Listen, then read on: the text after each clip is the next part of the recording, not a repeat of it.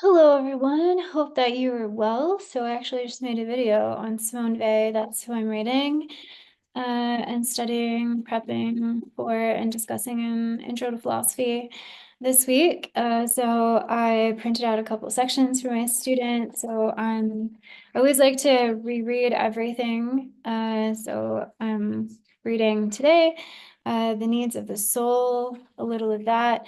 I'm probably going to, this is actually a new copy, so I'm going to read the introduction as well. I feel as if I used to think that I really, really understood her, and now she seems like I just have the sense that I don't understand her as much. That could be just because like of what has happened this semester in a particular class that has made me doubt that I understand things anymore to some extent, but it's fine. Or it could just be that, I don't know, something else. Anyway, she talks about in the beginning of this the difference between rights and obligations. She says that society now is too focused on rights and we need to focus on obligations. Um, she says that obligations are private and you would always have them. They're a kind of objective, or they are objective. And beyond this world, rights are social. She says rights are always found to be related to certain conditions. Obligations alone remain independent of conditions. And I think that you can understand it in like by examples. Like for instance, we have a right to speech, but there could be an obligation to speaking truthfully and compassionately. Like, yes, you have a right to speak, but in doing that, you have an obligation that supersedes that to speak compassionately. So, can you speak what you need to in a compassionate way? If you can't, then even though you have a right to speak, you should forego that right until because the obligation is a higher priority or value. So I don't know. So I think that's pretty interesting. And she is saying that there are various needs of the soul, and governments need to really provide that. Like basically, it's an obligation for societies and governments to at least allow space for needs of the soul to be met.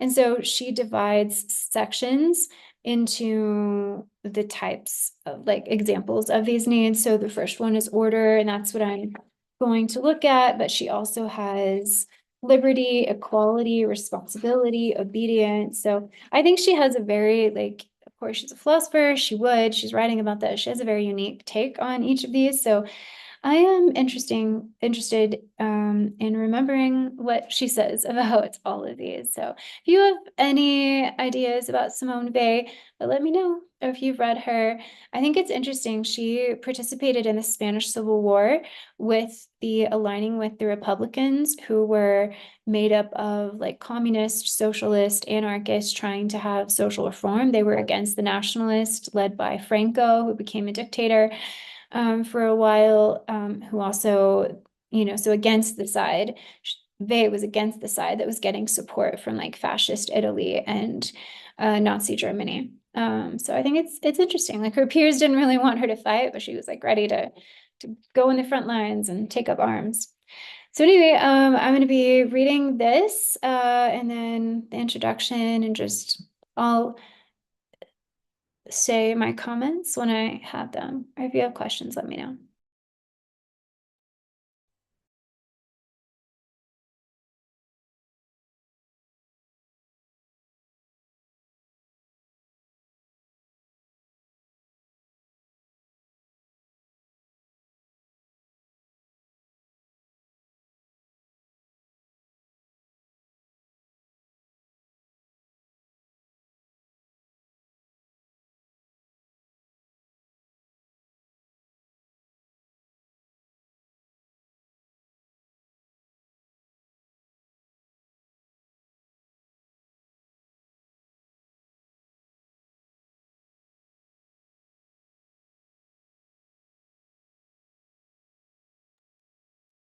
So I just wanted to give my thoughts on this first section about order. So she says the first of the soul's needs, the one which touches the most nearly its eternal destiny, is order.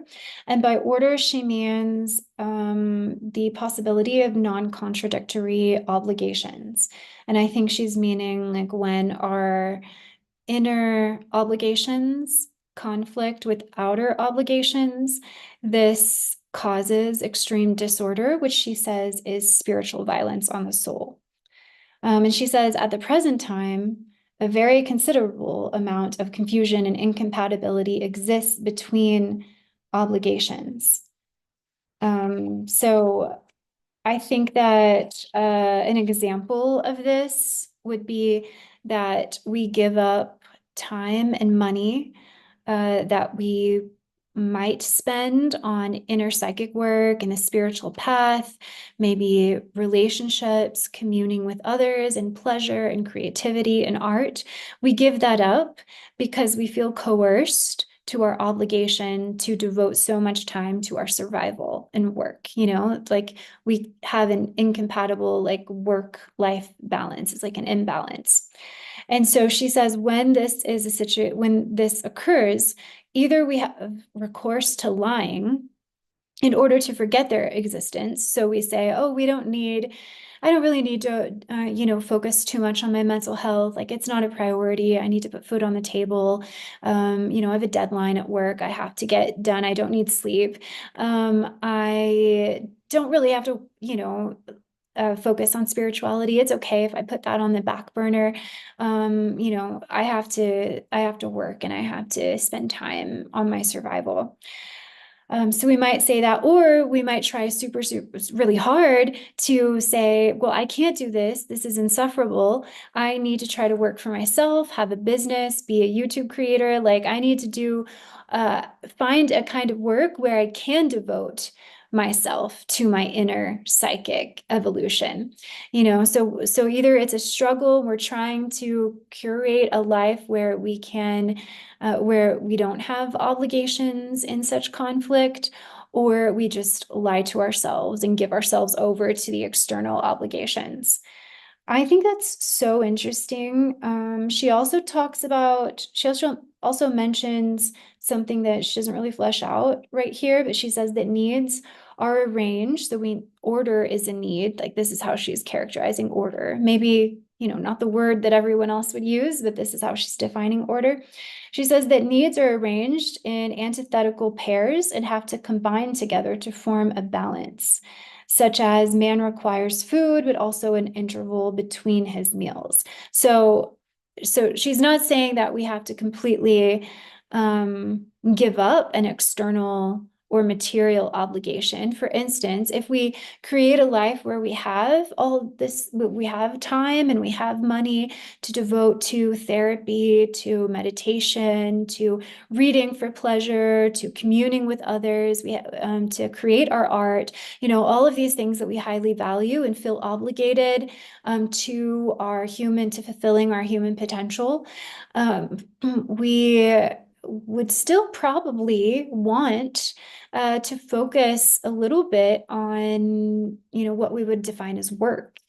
Something that we had to do, that we were obligated to do, to show up a certain schedule, whether it's like volunteer work or it's having a part-time job. I don't know like how that would be, but we need, like, you think about the people who are very rich and they can devote all of their time to traveling and reading and parties and, whatever they would like that fills their soul. There's this feeling of, I think like existential, like, I don't know, ennui, maybe, boredom, depression, a lack because they don't have to go to work. So they don't, but there's something that is, there's work is almost like, they would very much agree with this, is a spiritual imperative. There's something about being needed externally that also creates a balance to, our liberation and our freedom. So I think that's really cool that she talks about that. So next I'm reading about liberty. Tell me what you think about that in the comments.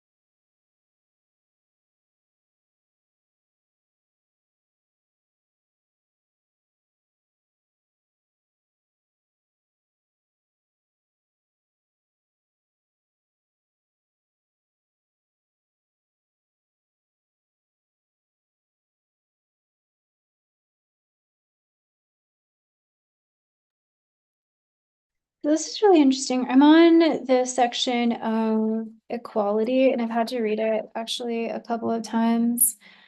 Um, so she says here that another way of rendering equality compatible with different differentiation, that's a weird space, would be to take away as far as possible all quantitative character from differences where there is only a difference in kind and not in degree. There is no inequality of all. So I'm having trouble understanding the difference between kind and degree, first of all, and also what she means by quantitative character, but she does start talking about money. So I'm kind of thinking that she means money here. By making money the sole or almost sole motive of all actions, the sole or almost the sole measure of all things, the poison of inequality has been introduced everywhere. She says it is true that this inequality is mobile.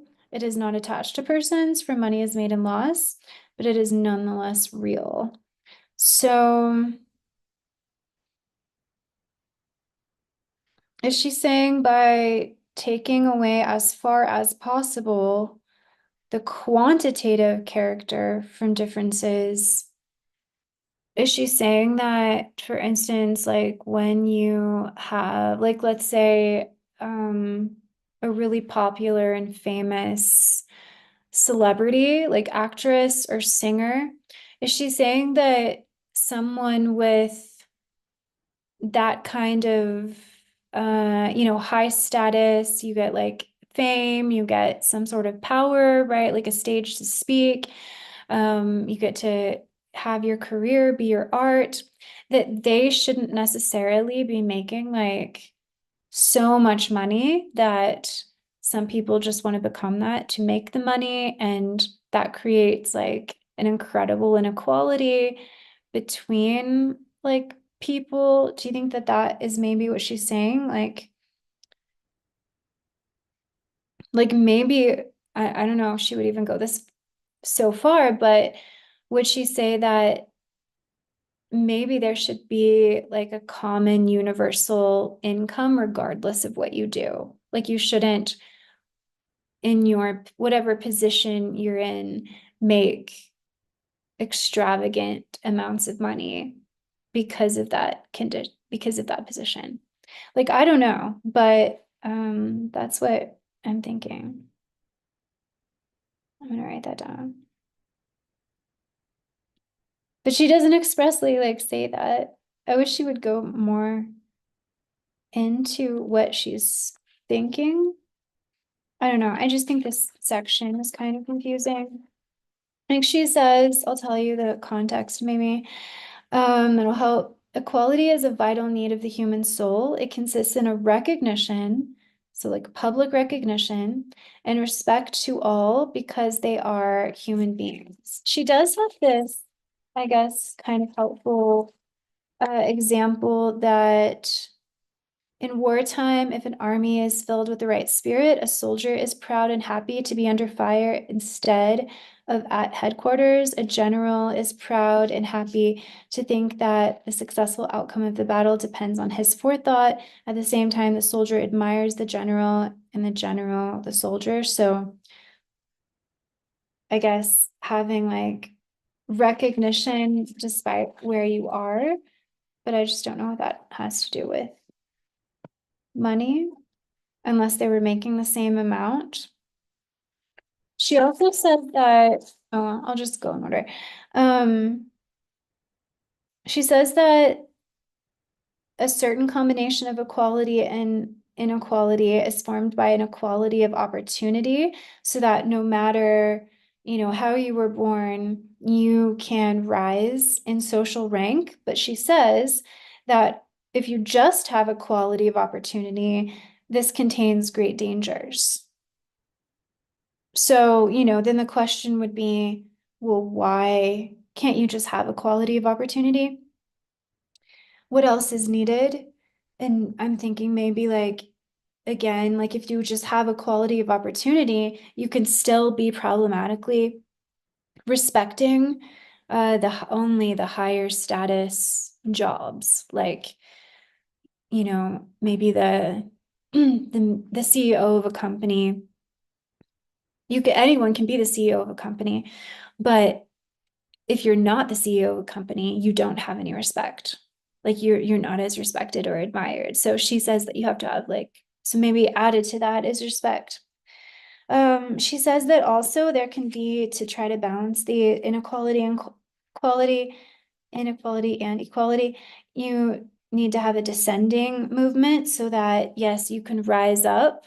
An employee can rise up to be the CEO of the company, but the CEO of the company, if they make wrong turns or if they are incapable, or, maybe they're like I don't know, like there's an indiscretion or something, then they can also descend back to be an employee. Or I think like if you are rich, you come from a rich family, it doesn't necessarily mean that you are going to then have high status, like in a job.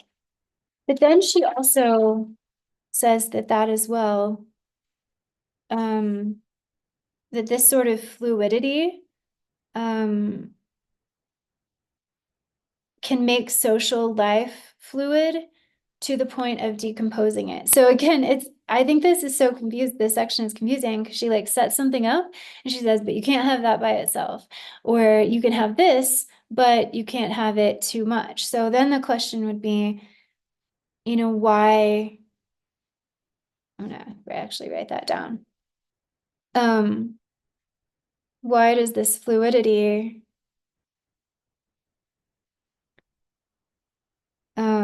I guess by itself. So again, like what else is needed? So why does this fluidity by itself um, result in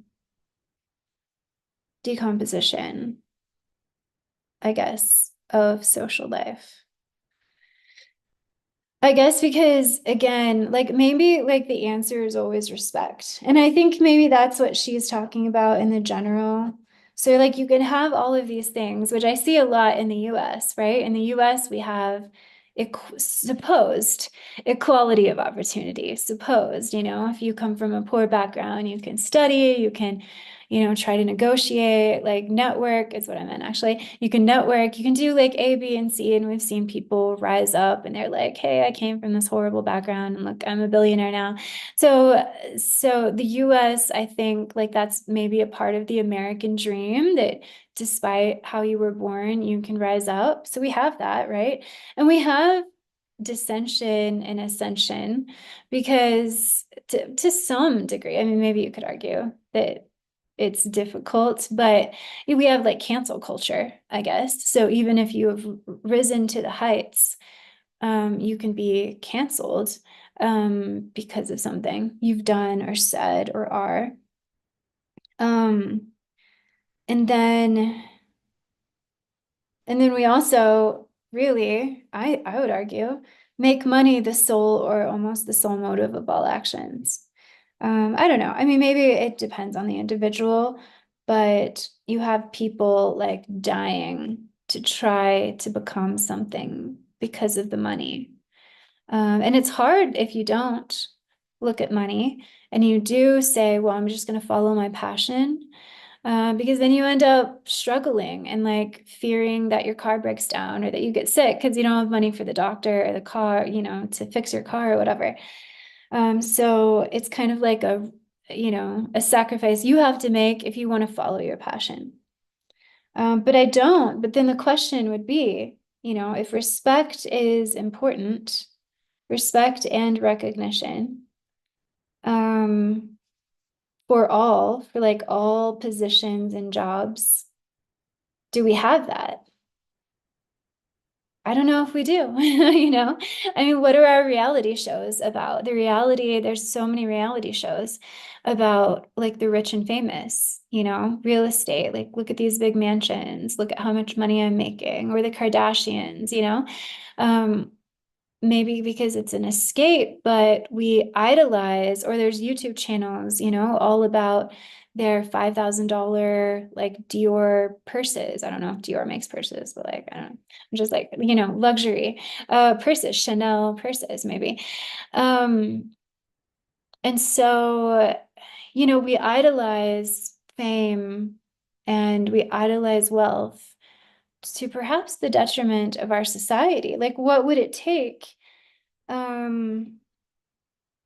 what would it take to do what V is saying and give it's the same amount of respect and consideration to every human being. I don't know if we know how to do that.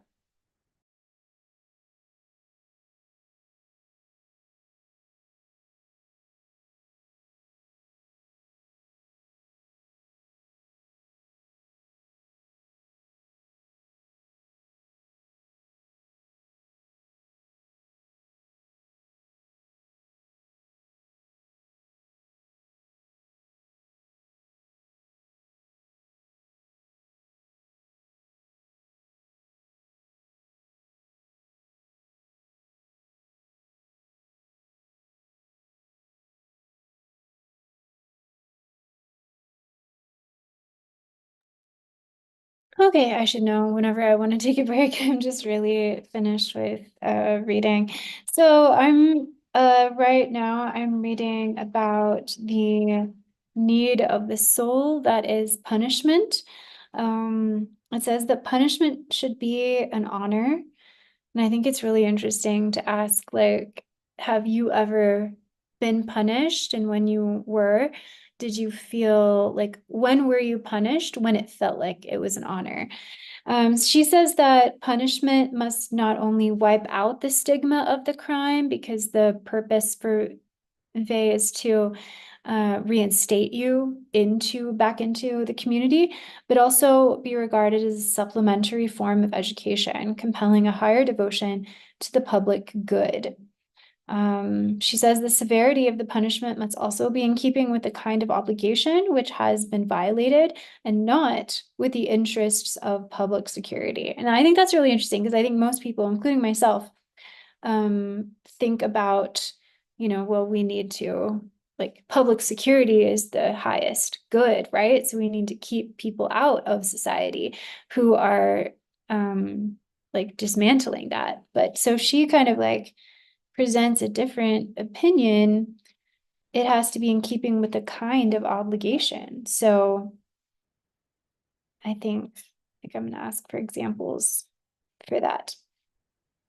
Um, so I just have a bit of this section, and then there's freedom of opinion, which seems to be, I think will probably be one of the most interesting sections for me. And so I'm glad that it looks like it's pretty long. Like some of her sections are just like a paragraph or two.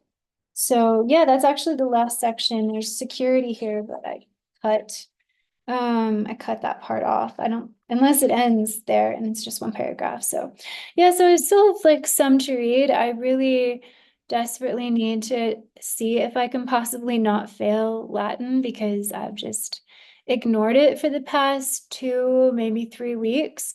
And there's like several assignments due each week. But my problem is I would withdraw from that class because it's honestly like I just can't do as much as I am doing. I thought that I could do a lot, but I can't. Like I'm teaching slash chairing 27 hours, which really I'm only supposed to be teaching slash chairing 15 hours at my community college, but I'm doing as much as I can there. And then I'm doing 6 hours or 2 classes at the university. Plus this Latin class would make like 30 hours for academia. And I just can't do it because I can't, I think I've mentioned this before.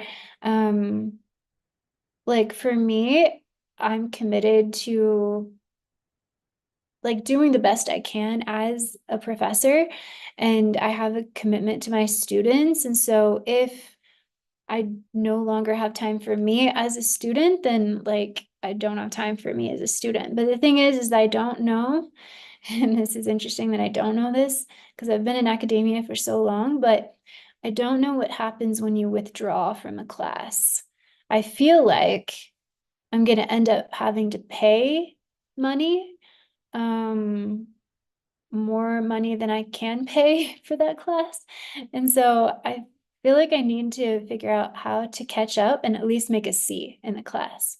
Because I think I also, because I'm using a tuition waiver, if I fail the class, like I make an F in the class, I think I will also have to pay. Like I can't use the tuition waiver to fail a class, right? So I somehow have to make a C in this class. If any of you have suggestions about how to catch up in a language class, because the thing about a language class is I can't skip over anything. I have to go all the way back to where I stopped because, and that's already hard for me.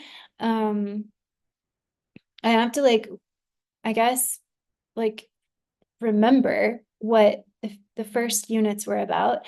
And then I have to go back and I have to go through the steps, right? And there's just so many different assignments. Like if it were like one assignment a week, that would be fine, but there's like 3 assignments, I feel like, a week. And it's so much to do. So if you have any suggestions about how to catch up on a Latin class, because I really need to make a C in it. And I do want to learn Latin. It's just this semester has been surprisingly more than I can handle. I think my world religions class is a little better now because I've spoken to someone that I needed to speak to. But anyway, so yeah, so I need to do Latin, I need to do this, and I really need to grade some papers because I promised my students in philosophy I would start grading their essays. So, and it's 4:44, angel number, and I haven't eaten anything except 2 bananas like for breakfast. So, oh, if I only I could like expand my day to twice as long as it is. But alas, sometimes things don't get done. But I'm really enjoying this. I'm really thinking that the needs of the soul to me is a lot easier to understand than Gravity and Grace. I love Gravity and Grace though, because she's super like symbolic and metaphorical and esoteric and existential. So it's a really fun, like theological slash philosophical piece. The need, uh, the need for roots, I guess I shouldn't say, is it called? My section is called The Needs of the Soul, but the book is called The Need for Roots. Um, this seems to be a little more in the camp of like Hannah Arendt and political philosophy. Uh, but saying like the needs of the soul, but it's not, even though like soul seems to be kind of theological language. I think she's just using that as like, you could replace that with just like the needs of the like essence of a human being, right? Or the needs of Dasein, I guess. If you wanted to bring Heidegger into it. So yeah, so I think it's a lot easier to understand and it's really enjoyable. Yeah, so there's the comparison if you're interested in, again, who am I talking about? Simone Weil. It's so cool. Like I think that all of her works Yeah, all of her works were published posthumously, like after her death. 'Cause she, you know, she was busy. She did not have time to write things down and publish things, I guess. So thank you to, whoever her disciples, her students, whoever it was that, published this for her in her writings. Yeah, so anyway, I'm going to stop and eat something and yeah, try to get something done. So thank you all for joining in and studying and reading with me. If you're interested in Simone Weil, I do have a video of her coming up in November, and I might do more videos, but I'm not really sure because life is fast paced. And so I usually make a video on what I'm like reading or teaching or studying, I guess just teaching. Yeah, because I can't like read on my own, kind of like choose whatever I want to read, because probably I just read Carl Jung all the time.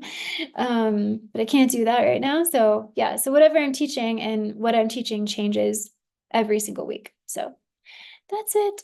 I will catch you all later. Leave a comment if you want.